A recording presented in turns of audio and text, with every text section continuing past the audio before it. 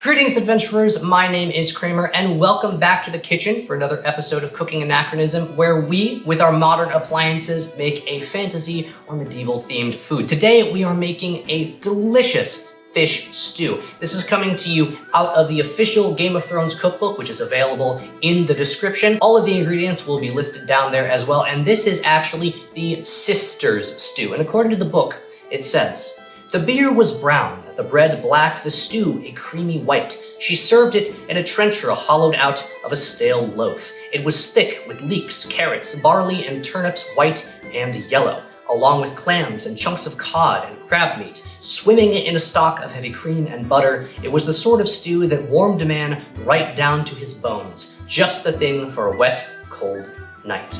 And let me tell you, this stew turned out absolutely delicious. Just fantastic. So there are a lot of ingredients for this recipe, but a lot of it can be prepared beforehand, and then the actual completion of the cooking is made a lot easier. So for our meats, we have a full pound of cod that has been cut into large-ish chunks. Then we have half of a cup of crab meat. It can be imitation crab meat, and half of a cup of clam meat. For our vegetables, we are using 2 large leeks, 2 large carrots diced, and 2 cloves of garlic. And those have all been pre-cut as well. We are also pre-soaking a full cup of pearl barley, and we have cut a medium-sized radish into small pieces. There are many liquids associated with this because it is a soup, so we're going to be using 2 cups of water, 1 cup of heavy cream, and the recipe is very specific that it has to be heavy cream. There's no substitutes. 1 cup of heavy cream, a can of evaporated milk,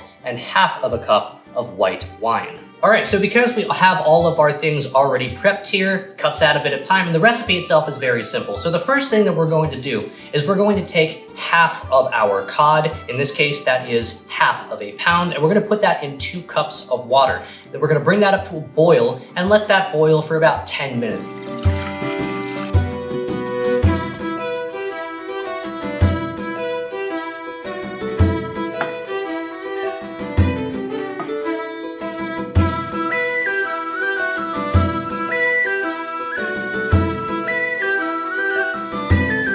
While that is boiling there, we're going to cook the vegetables, everything except for the turnip. So all of the leeks, all of the carrots, and the garlic get sauteed in 2 tablespoons of butter.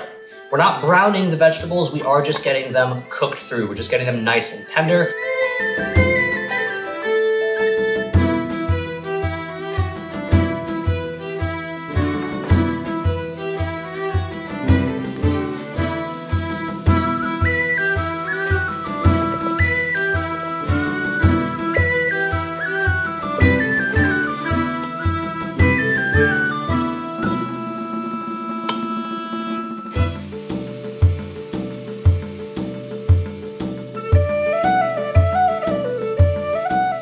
So if you time that right, the fish stock should be done by the time the vegetables are cooked through. We're gonna strain out that fish. We're gonna keep that for later. It's going back in, but we just want the broth.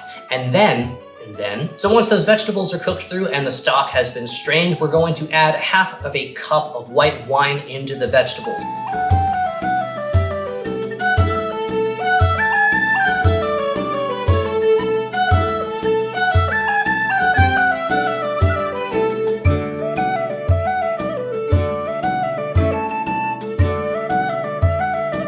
Turn up the heat and bring it up to a boil to cook off that alcohol while retaining the flavor of the white wine. So after that wine comes to a boil, we're going to add the fish stock that we just prepared. We're also going to add the turnips, the barley, our thyme, and then salt and pepper. And we're gonna let that just cook for 20 minutes, and it's going to boil down a lot.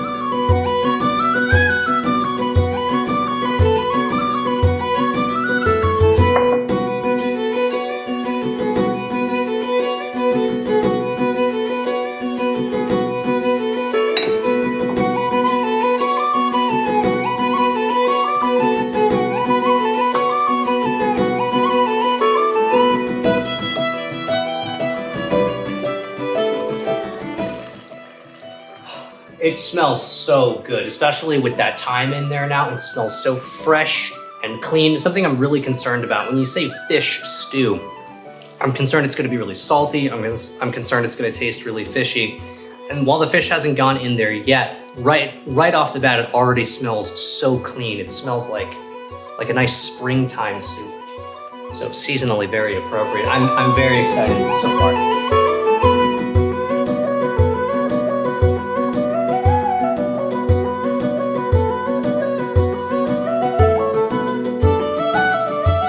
And originally I was concerned that it was going to end up without any liquid in it, and that is what happens. But remember that the next step is to add the heavy cream. As that is nearing the end of its 20-minute cooking mark, the next step is to add that 1 cup of heavy cream into a smaller saucepan or pot.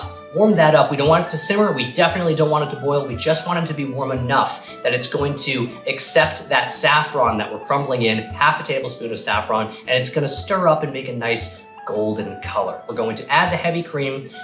We're going to add the evaporated milk.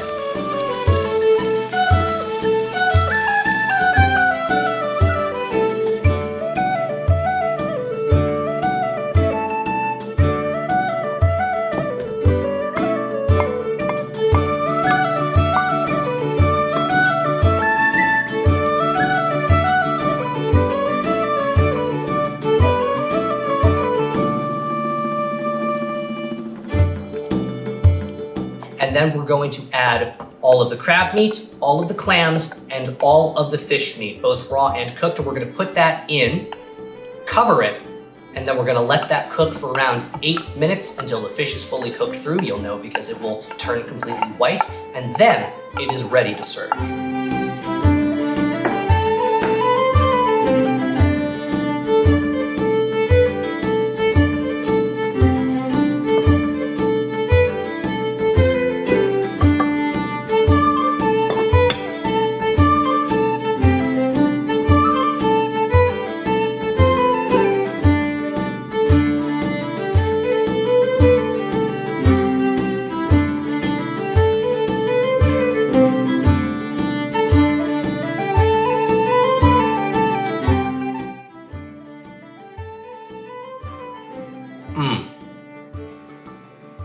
Oh, that's weird. It tastes like there's potato in there, but there isn't. So that must have been the turnip.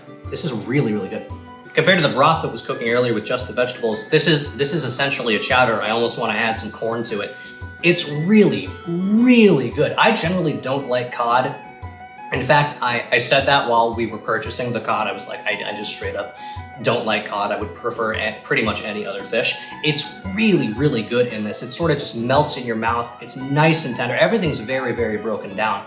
And even though there's so much cream in there with the heavy cream and with the evaporated milk, it's very, very, very light.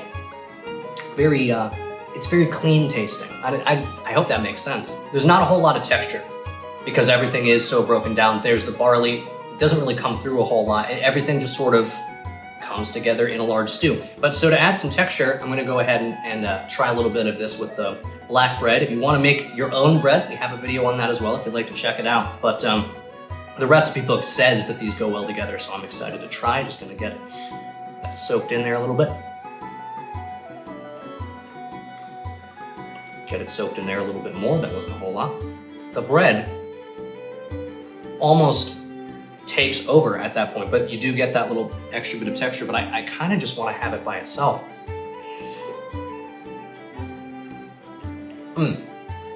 Okay, so the carrots do retain a little bit of their texture. So when you get a bite with carrot, there is that little bit of, it's not crunchy, it is tender, but it's not mushy yet. So that means we just timed it very, very well. Okay, I can't wait to have this for dinner, and I'm really happy that it turned out as good as it did because again, I don't like cod, but this is going to be something I go to from now on. Seafood is very much a mixed bag for me. Sometimes I really want seafood, and when I don't want it, I just simply do not want it. But this is fantastic. This is utterly fantastic. I highly recommend you try out this recipe. So as we've been eating this, again, because this is actually my dinner, what we've discovered is that the bread bowl actually makes a lot of sense. Because once the bread has actually soaked in that soup, and it's taken time to do that, it stops overpowering the soup and really starts to become part of it, and it complements the soup. So the bread bowl makes sense. And if you're gonna just have it with a regular loaf, my recommendation is to break that up into chunks and actually just put that into the soup rather than dipping it in, stir it in, and just let it sit and eat it with a spoon like the rest of the ingredients. ingredients.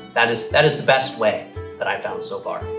So thank you for joining us today as we experimented with this really delicious fish stew, sister stew from Game of Thrones. I will see you next week, and in the meantime, I'd like to wish you good luck on your adventures.